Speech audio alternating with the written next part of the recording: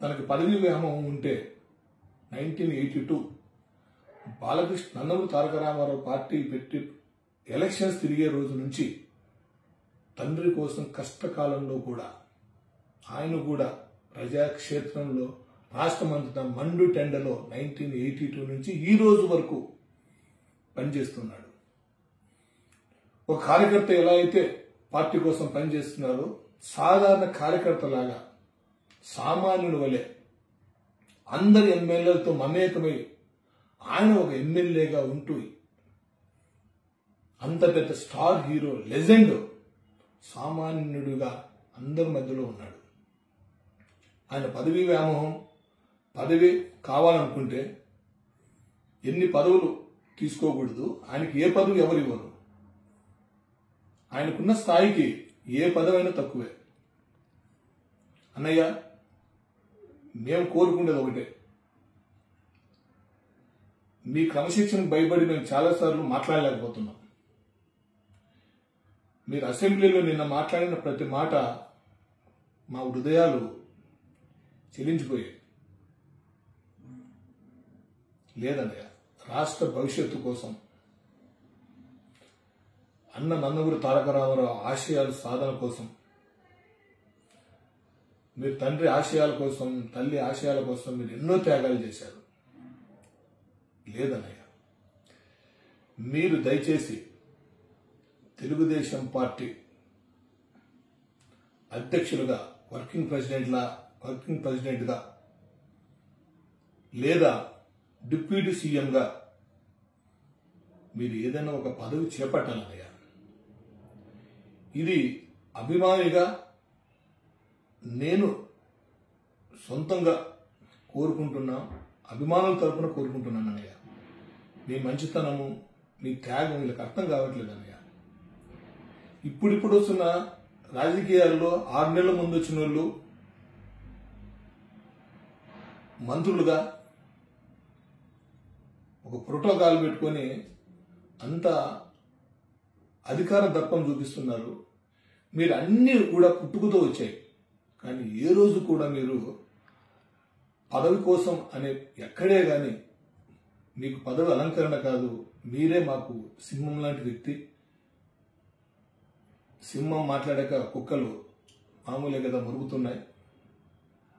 అది దానికి మేము సమాధానం చెప్పగలం, ఎంతమందికైనా సమాధానం చెప్పగలం అన్నయ్య. నిన్న మీరు అసెంబ్లీలో మాట్లాడిన ప్రతి మాట, మిమ్మల్ని 9వ స్థానంలో చేర్చారు అన్నప్పటి నుంచి అన్నయ్య మాకు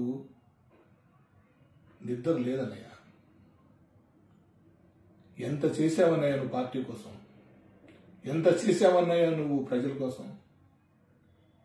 ఈరోజు నీ అభిమానాన్ని, నీ త్యాగాల్ని ఎవడు పడితే వాడు మాట్లాడుతున్నాడు అన్నయ్య. నీకు 9వ స్థానం పెట్టే అర్హత పార్టీలో ఏ ఒక్కరికి లేదన్నయ్య, ఏ పార్టీలో లేదన్నయ్య. ఎందుకంటే 82 నుంచి రాజకీయాల్లో ఉన్నావు, 3 సార్లు హ్యాట్రిక్, ఒకసారి మించిన మెజారిటీతో మరోసారి గెలిచావు. రాష్ట్రమంతటా మండు టెండర్లో తిరిగావు. 3 ఎలక్షన్లో నీకు రక్షణ కవచంలో అభిమానులు మేమందరం మీతో ఉన్నామన్నయ్య.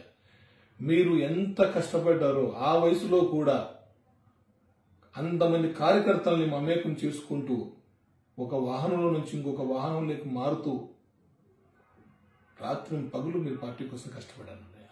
ఏ రోజు మీరు పదవి తీసుకోమని మేము అడగలేదు. ఎందుకంటే పార్టీ కోసం మీరు పనిచేస్తున్నారు, పార్టీనే మీది. కానీ ఇవాళ వీళ్ళకి సమాధానం కావాలన్నయ్య. ఈ వైసీపీకి వచ్చిన ఈ 11 సీట్లు కూడా రానీకోకుండా చేయాలన్నయ్య. నువ్వు దిగాలన్నయ్య. మీ అభిమానులుగా నేను కోరుకుంటున్నా, అభిమానుల తరపున నేను కోరుకుంటున్నానన్నయ్య. రాష్ట్ర పార్టీ వర్కింగ్ ప్రెసిడెంట్గా కానీ లేదా డిప్యూటీ సీఎంగా మీరు తీసుకొని చూపించండి అన్నయ్య. ఇక వైసీపీ పార్టీని రాష్ట్రంలో లేకోకుండా చేస్తాం. ఒక పక్క మీరు, ఒక పక్క పవన్ కళ్యాణ్ గారు చంద్రబాబు నాయుడు పక్కన నిలబడితే కూటమి 30 ఏళ్ళు ప్రజలకు సేవ చేస్తుందన్నయ్య. భావితరాల భవిష్యత్తు కోసం లోకేష్కి మనం అందరం అండగా నిలవాలన్నయ్య, వదలకూడదన్నయ్య. మీరు నిన్న మాట్లాడిన ప్రతి మాట నిజంగా హ్యాట్స్ ఆఫ్ అన్నయ్య. కళాకారులు జరిగిన అవమానాన్ని మీరు అందరికీ తెలిసేలాగా మాట్లాడారు. మీ గొప్పతనం ఏంటో మా అందరికీ తెలుసు. రియల్లీ హ్యాట్స్ ఆఫ్ అన్నయ్య. నీ క్రమశిక్షణకు భయపడే మేము ఇన్ని రోజులు ఎక్కడ మాట్లాడలేకపోతున్నాం అన్నయ్య. అలాగే వైసీపీలో కొందరు మాత్రమే, చాలా మంది తెలుగుదేశం పార్టీ డెవలప్మెంట్ని చాలా మంది మెచ్చుకుంటున్నారు, పార్టీలో కూడా చేరుతున్నారు. కేవలం ఒక 3-4 పైశాచికం బ్యాచ్ అని.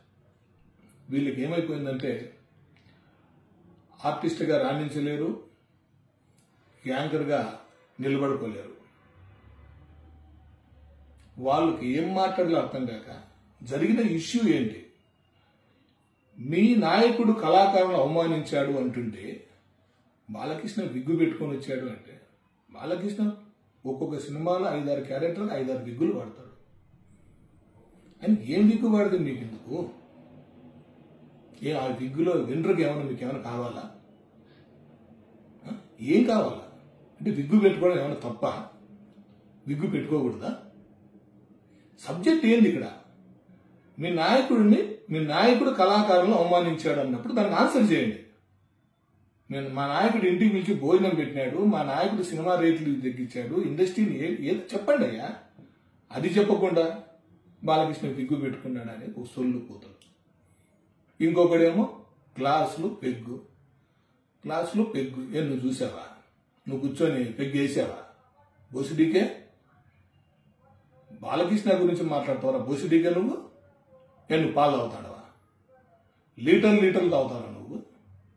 బోసిడీకే నువ్వు బాలకృష్ణ గారు పెగ్గు వేసుకుంటాడు, బాలకృష్ణ గారు విగ్గు పెట్టుకుంటారు. అదేమో తప్ప విగ్గు పెట్టుకుంటేది? ప్రజా నాయకుడిగా ఉన్నప్పుడు ప్రజలు పనికొచ్చేట్టు మాట్లాడు. మీ నాయకుడు కళాకారుని అవమానపరిచాడా లేదా అది నిరూపించుకో. అసెంబ్లీకి విగ్గు పెట్టుకొని వచ్చాడు. నీకెందుకు బొసిడీకి ఇవన్నీ? ఖబర్దార్, ఇంకొకసారి బాలయ్య జోలికి వస్తే ఈసారి అన్నయ్య కూడా చెప్పాం, మా బాలయ్య బాబు అభిమానులు సత్తా ఏందో మేము చూపిస్తాం. అంతేకాదు, అభిమానం కోసం కేసులకి భయపడే వాళ్ళం కాదు, జైల్లోకి భయపడే వాళ్ళం కాదు. మీరు సైకో ప్రభుత్వంలో అక్రమ కేసులు పెట్టి జైల్లో పెట్టిస్తామని బెదిరిపోయేవాళ్ళు కాదు. ఫ్యాన్స్ ఇక్కడ తగలబెట్టేస్తారు, జాగ్రత్తగా ఉండండి. జై బాలయ్య, జై బాలయ్య, జై తెలుగుదేశం, జై కూటమి.